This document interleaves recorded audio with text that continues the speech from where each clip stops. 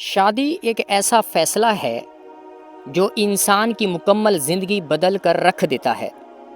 مرد ہو یا عورت، دونوں کی زندگی بالکل بدل جاتی ہے، لہٰذا بہت سوچ سمجھ کر فیصلہ کرنا چاہیے، کیونکہ یہی وہ بندھن ہے جو یا تو انسان کی زندگی خوبصورت بنا دے گا یا مایوسیوں میں گھیر دے گا۔ شادی کے لیے اگر ہم نے جہیز کو یا دولت کو یا ہائی سٹیٹس کو یا قوم پرستی کو ترجیح دی تو ہم بہت بڑا رسک لینے جا رہے ہیں،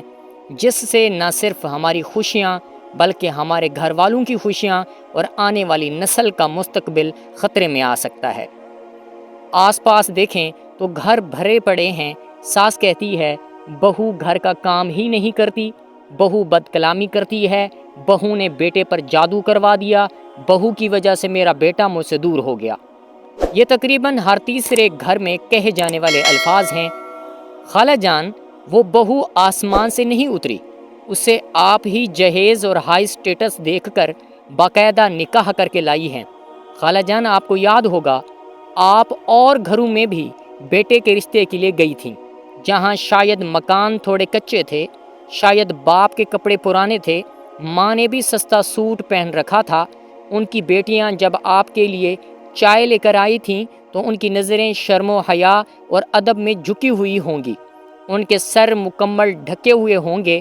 آپ کے سامنے گھبراہٹ میں وہ صحیح سے بول بھی نہیں پا رہی ہوں گی۔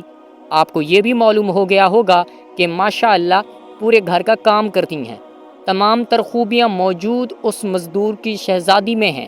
لیکن آپ نے اسے صرف اس لیے ریجیکٹ کر دیا کہ جہیز نہیں لا سکتی، وہ ایک غریب گھرانے سے تعلق رکھتی ہے۔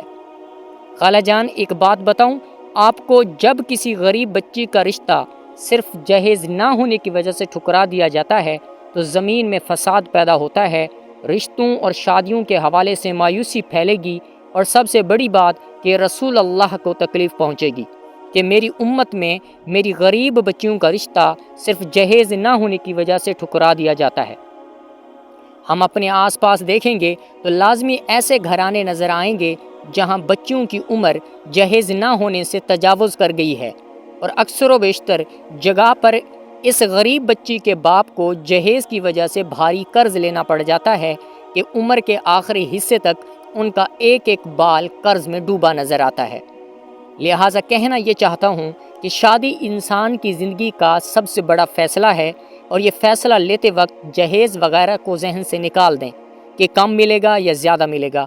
معاش نہ دیکھنا کہ پیسے والے ہیں یا غریب ہیں، ذات پات نہ دیکھنا کہ ہماری قوم کے ہیں یا غیر قوم کے، بس ایسی لڑکی کا انتخاب کیجئے جو بھلے ہی غریب ہو، بھلے جہیز نہ لا سکتی ہو، لیکن شرم و حیا، ادب و آداب، تہذیب و تمیز کے تقاضوں پر پورا اترے، جو پردے کی پابند ہو، جو صوم و صلات کی پابند ہو، جو اللہ کے احکامات جانتی ہو، جو رسول اللہ صلی اللہ علیہ وسلم کے طریقے جانتی ہو، آپ کی اولاد کی اعلیٰ پرورش کرے، آپ کی عزت کرے، آپ کے والدین کی عزت کرے، آپ کی دنیا اور آخرت کے لیے فکر مند ہو۔ چند ساتھی پوچھتے ہیں کہ نکاح کے لیے ایسے رشتے نہیں ملتے۔ بالکل جناب، نکاح کے لیے ایسے رشتے ملتے نہیں ہیں، بلکہ مانگنے پڑتے ہیں اللہ سے کہ اے اللہ، اس شخص کو میرے نکاح میں دینا جو میرے لیے دنیا اور آخرت کے حوالے سے بہتر ہو۔ اب ایک نظر ہم اپنے معاشرے پر ڈالیں تو ہمارے معاشرے میں اکثر شادیاں اب صرف جہیز، ہائی سٹیٹس اور قوم پرستی کی بنیاد پر کی جاتی ہیں، اور وہ جو طریقہ رسول اللہ صلی اللہ علیہ وسلم نے ہمیں بتایا تھا کہ رشتہ کرنے میں دین دیکھنا، رشتہ کرنے میں اخلاق دیکھنا، تو رسول اللہ صلی اللہ علیہ وسلم کی باتوں کو تو ہم پس پشت ڈال دیتے ہیں، اور نتیجہ کچھ یوں نکلا، ہر دوسرے تیسرے گھر میں جھگڑے عام ہیں، شادی کے کچھ ہی مہینوں یا سالوں بعد طلاق ہوتی نظر آتی ہے۔ لہٰذا اگر ایک خوبصورت زندگی چاہتے ہیں تو جہیز، سٹیٹس وغیرہ کے معاملے میں آنکھیں بند کر لیں، رشتہ کرنے سے پہلے ایک بار رسول اللہ صلی اللہ علیہ وسلم کی تعلیمات کو پڑھیں کہ شادیاں کن سے کرنی ہیں اور کیسے کرنی ہیں، اور یقیناً رسول اللہ صلی اللہ علیہ وسلم کی زندگی ہمارے لیے بہترین نمونہ ہے۔